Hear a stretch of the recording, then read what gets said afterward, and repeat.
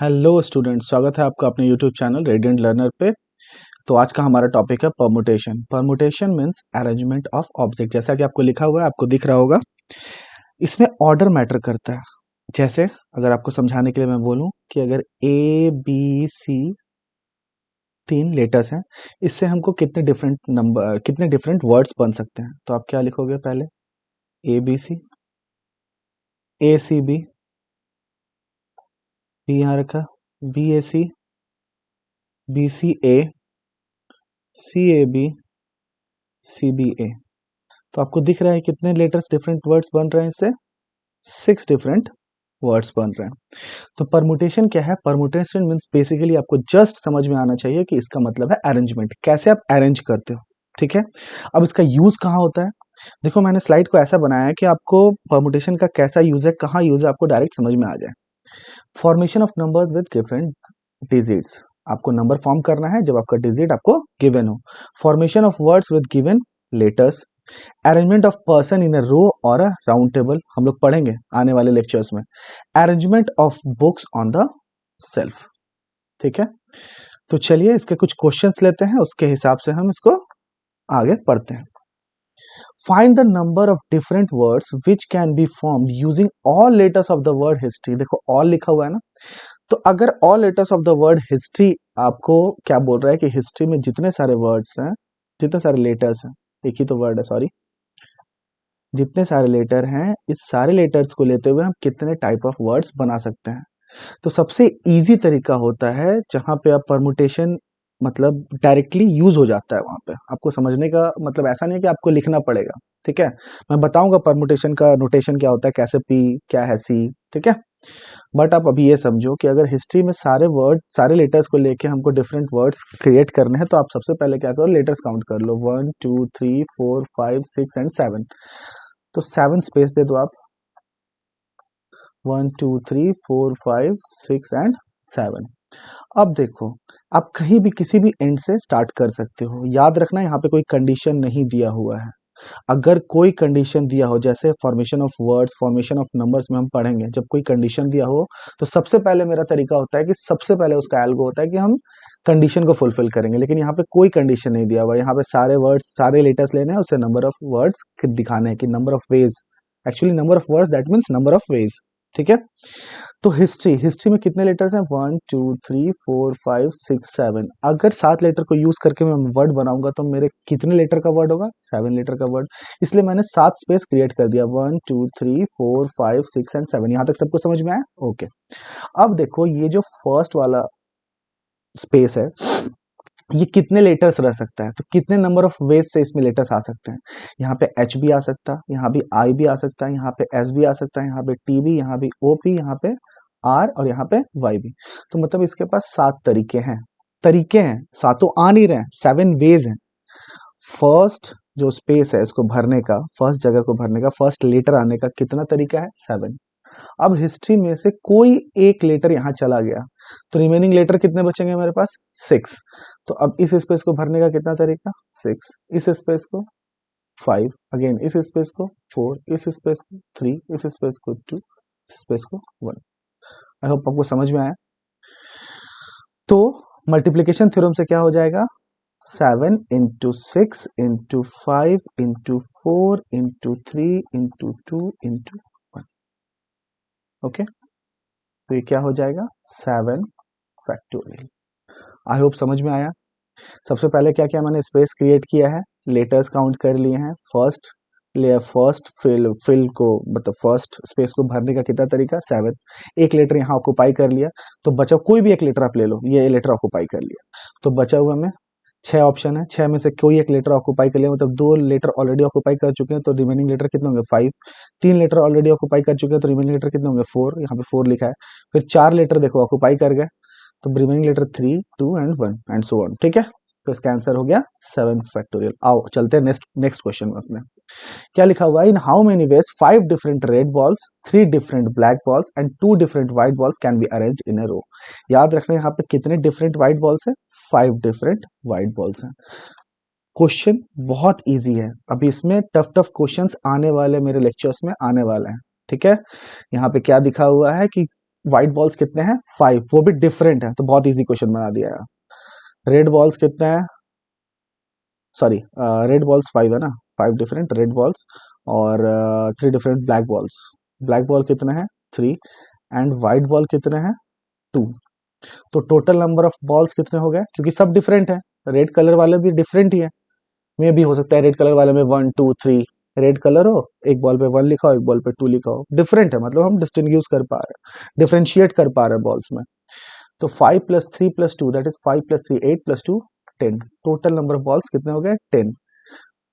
क्या बोल रहा है कि in how many ways 5 different red balls, 3 different black balls and 2 different white balls can be arranged in a arranged along a row. मतलब किसी भी बॉल्स को हमको छोड़ना नहीं है, सबको लेना है।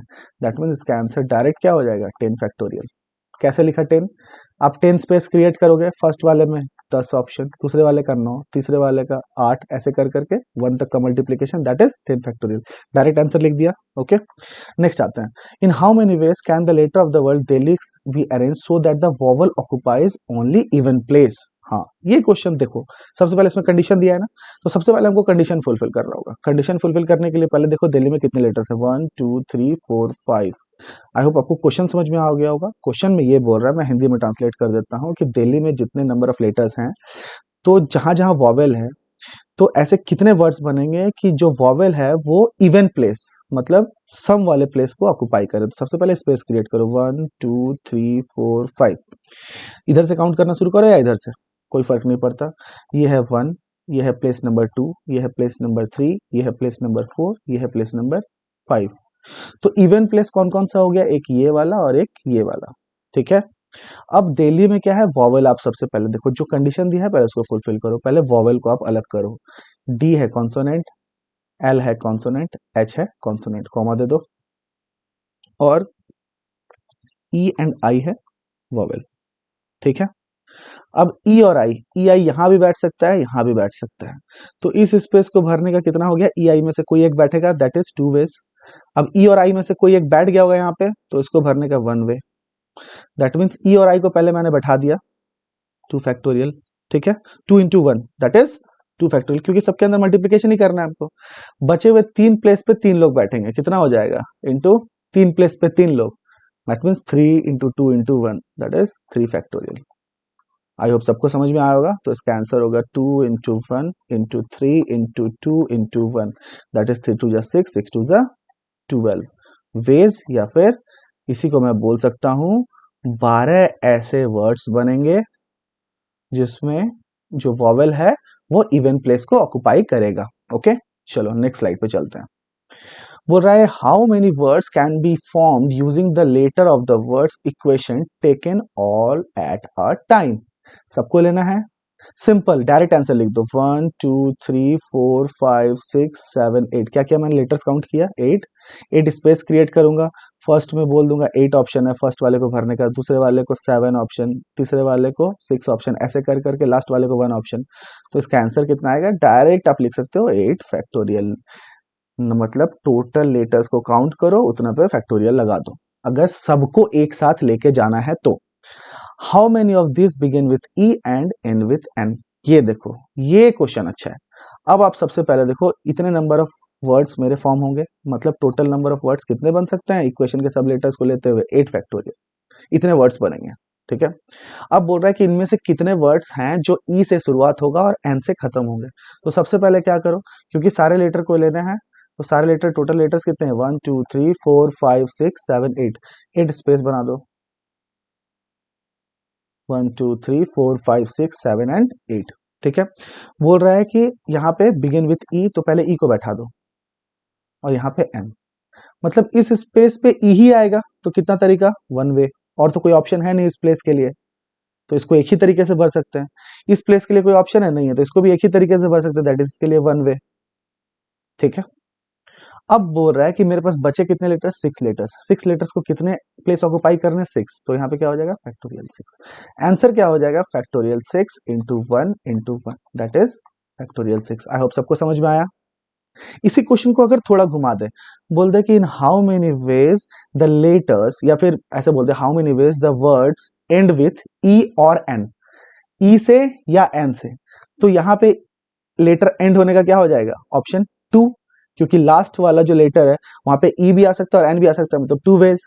और फिर बचे हुए सेवन लेटर्स 7 प्लेस में ऑक्यूपाई हो जाएंगे, that is 7 factorial. 7 factorial into 2 होता है उसका आंसर। ठीक है, तो क्वेश्चन आपको समझना है, अगर कोई चीज फिक्स कर दे रहा है किसी प्लेस पे, दैट मीन्स उसके पास सिर्फ एक ही रास्ता है, वन वेज। और अगर फिक्स नहीं कर रहा है तो आपको ऑप्शंस देखने हैं, ऑप्शन से आपको वेज काउंट करने हैं और मल्टीप्लाई कर देना है, सीधे मल्टीप्लीकेशन थ्योरम लगेगा। क्यों लग रहा है ये आपको समझ में आ रहा है? क्योंकि एक होना दूसरे पे डिपेंड कर रहा है। ठीक है, मैंने प्रीवियस लेक्चर में, अगर आपको नहीं पता कहाँ मल्टीप्लीकेशन लगता है कहाँ एडिशन लगता है, तो मेरा प्रीवियस वीडियो जाके देखो, आपको समझ में आ जाएगा। चलो, how many of these and and begin with A consonant? Yes, तो सबसे पहले क्या करो भैया, आप 8 स्पेस क्रिएट कर दो। कर दिया, 1 2 3 4 5 6 7 एंड 8।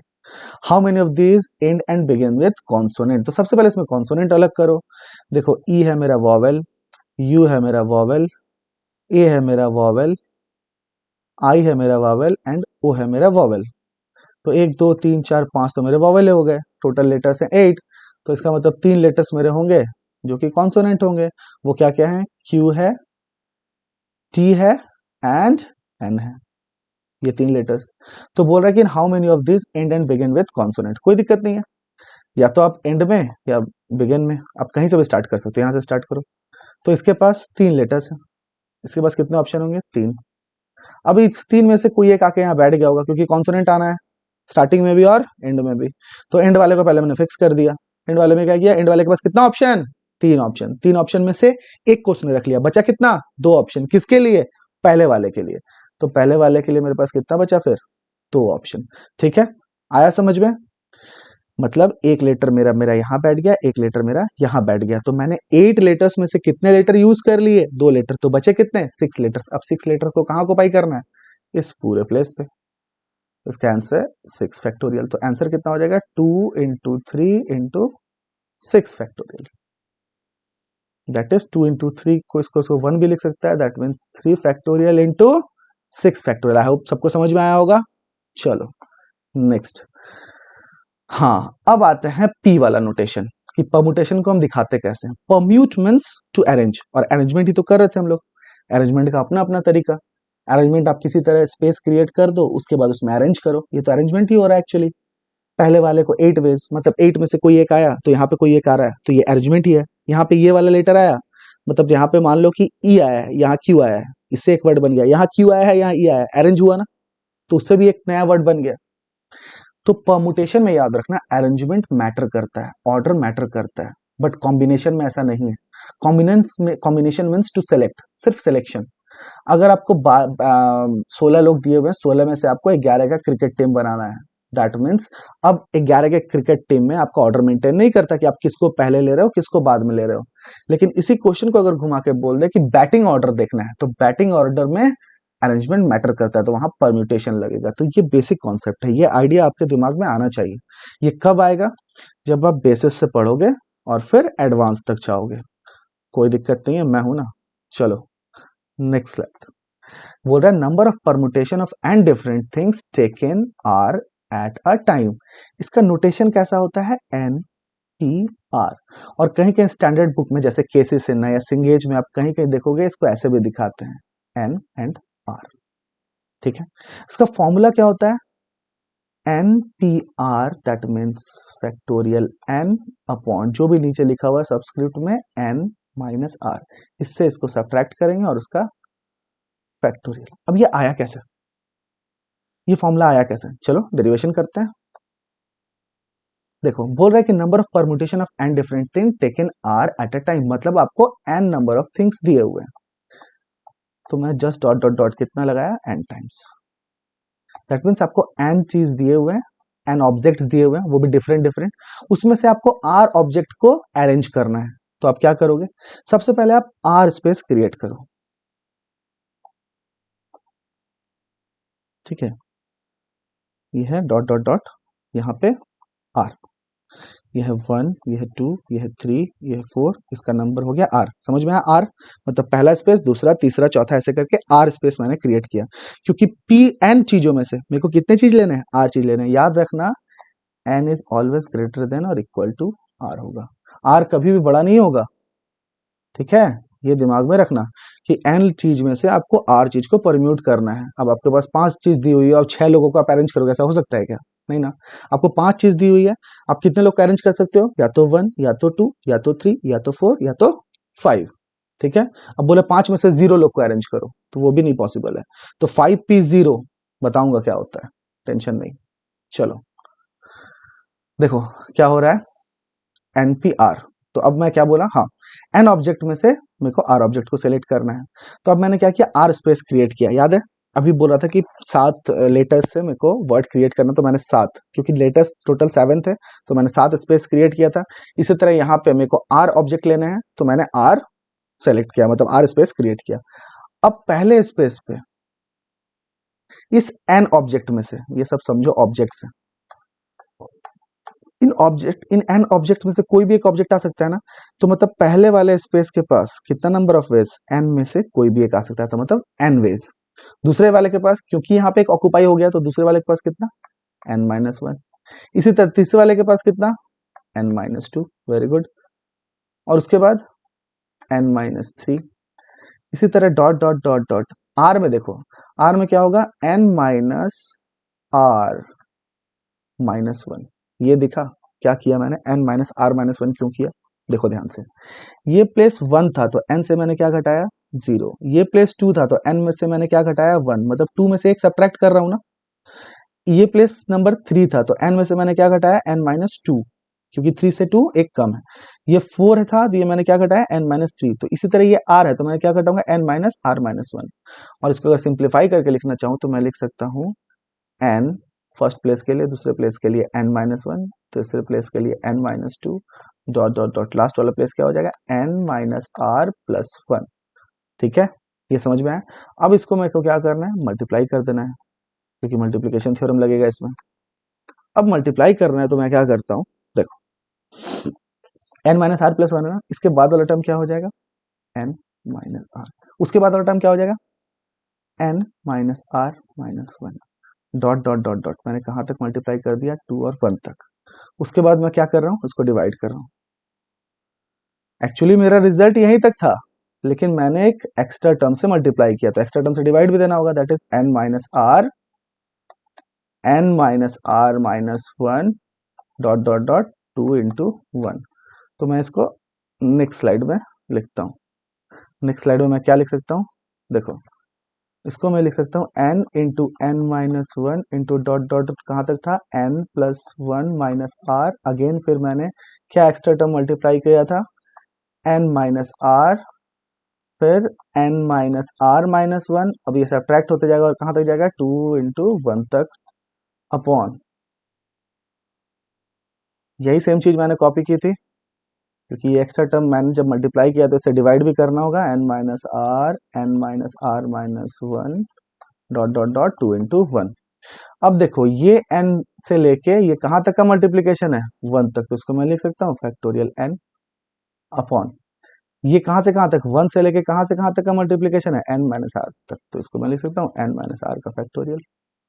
और इसी के लिए मैंने नोटेशन क्या यूज किया था, npr।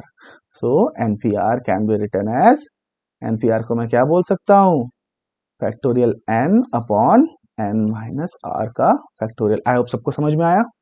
बहुत सारे तरीके हैं इसको सॉल्व करने के, हम लोग आगे पढ़ेंगे। ठीक है, इसको प्रूफ करने के बहुत सारे तरीके हैं, लेकिन मैं इसलिए नहीं बता रहा हूँ कि आगे आने वाले लेक्चर्स में मैं एडवांस के क्वेश्चन लूंगा तो वहां पे मैं सॉल्व करूंगा, तो आपको समझ में आ जाएगा। मेन है कॉन्सेप्ट, अगर आपको कॉन्सेप्ट समझ में आ गया, आप बहुत टफ टफ क्वेश्चन भी आप सॉल्व कर सकते हो। ठीक है, इजी वे में। यहाँ पे क्या दिया हुआ, अब ये क्वेश्चन को थोड़ा सा देखो, find number of different 4 letter words, 4 letter words that can be formed using the letter of words history. अब देखो पहले वाले क्वेश्चन और इसमें डिफरेंस है, पहले वाले क्वेश्चन में हिस्ट्री के ऑल लेटर्स मेरे को लेने थे। ठीक है, तो इसलिए मैंने स्पेस क्रिएट किया। यहाँ पे भी मैं स्पेस क्रिएट करके कर सकता हूँ, मैं दोनों मेथड से बताता हूँ। यहाँ पे देखो टोटल वर्ड्स कितने हैं, टोटल लेटर्स कितने हैं, सॉरी मैं बार बार लेटर्स को वर्ड बोल दे रहा हूँ, HISTORY, that is 4 + 3 that is 7। अब मेरे पास n कितना दिया हुआ है, 7, और मेरे को कितने अरेंज करने हैं उसमें से, मीन्स r कितना दिया हुआ है, 4। तो मेरा आंसर कितना हो जाएगा, 7p4। और इसको मैं लिख सकता हूं कैसे, factorial 7 upon 7 - 4 factorial, that is factorial 7 upon factorial 3, और इसको मैं लिख सकता हूँ 7 into 6 into 5 into 4 into factorial 3 upon factorial 3। ये कट हो जाएगा, अपना कितना आ गया आंसर, 7 इंटू 6 इंटू 5 इंटू 4, ये आया ना, किससे, परमुटेशन से। बट इसको मैं वैसे भी कर सकता हूं, कैसे, आपको 4 लेटर्स बनाने हैं, दैट मीन्स आर आपका कितना है 4, तो आपको कितने स्पेस क्रिएट करने होंगे, 1 2 3 एंड 4। अब बोलो पहले वाले के पास कितना ऑप्शन, भैया हिस्ट्री में से कोई भी लेटर तो यहाँ आ सकता है, तो मतलब पहले वाले के पास 7 ऑप्शन है। अब हिस्ट्री में से कोई एक लेटर यहाँ पे आ गया, दैट मीन्स उसके बाद वाले के पास कितना, एक ऑप्शन कम हो गया, तो कितना ऑप्शन बचा उसके पास, 6, इसके पास 5, इसके पास 4, मल्टीप्लाई कर दो, 7 इंटू 6 इंटू 5 इंटू 4। चाहे आप ये मेथड से करो, चाहे आप ये मेथड से करो, ठीक है। परमुटेशन मीन्स अरेंजमेंट, जहां अरेंजमेंट होगा आप मल्टीप्लीकेशन लगा सकते हो, ठीक है। आई होप आपको समझ में आया होगा।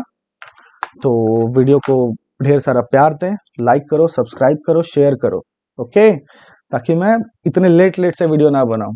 देखो मैं रात में जग के वीडियो बना रहा हूं, ठीक है। तो सब्सक्राइब करो और बने रहो। चलो, all the best, good night सबको।